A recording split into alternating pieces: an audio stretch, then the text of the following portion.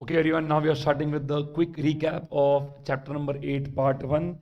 This has three main areas. It has branch audit, joint audit, CARO. Let's do branch audit first. Let's complete those two areas. Let's see this.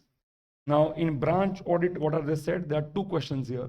Who can be the branch auditor using the work of another auditor? Who can be the branch auditor? In the case of an Indian branch, so if the branch office is in, let's say, in India only, in Nagpur, let's say branch office is there, company's head office is there in Mumbai. In that case, what they have said is the head office auditor can do the audit of the Indian branch, or any other practicing CA can do the audit of the Indian branch. You can appoint the head office auditor or any other practicing CA.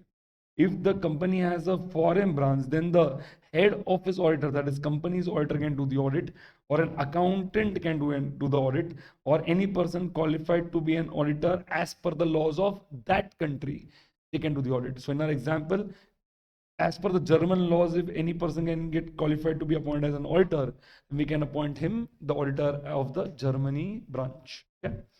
Next, we are now doing something called as using the work of another auditor. We had done hand action. Let's go for it. First is what? Clear understanding of the role of the branch auditor and our role we'll first understand. Next is we are entitled to rely upon the work of the other auditor because he's also a CA. Next is we'll discuss with the other auditor, we'll visit the other auditor. So the 4 points are here, we see here. Clear understanding of the role of such auditor and the company's auditor will give. That is the first area. Second is we are entitled to rely upon the work of such auditor. Next is we might discuss with the other auditor, and if required, we may visit the other auditor also. So 4 points are covered here. Let's go further. We will do advise. We'll advise the other auditor regarding CCC and AAR. So in the first advice, we have CCC. In the second advice, we have AAR. What is CCC? Very simple.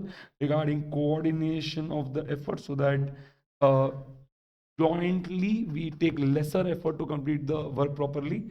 There should not be as much overlap of work happens. It is better if I complete one work and after some 2-3 weeks he submits his work, then I have to again restart that work once again. So I will not want that. So I like to coordinate with the other auditor. Next is inter-component transaction, inter-branch transactions. And third is completion timetable. Completion timetable I will give him so that we are having some schedule that we can follow. Okay. And advice regarding AAR, we have significant accounting, auditing, reporting requirements we'll try to fulfill. Okay. So all these things regarding these matters, I'll try to advise the other auditor.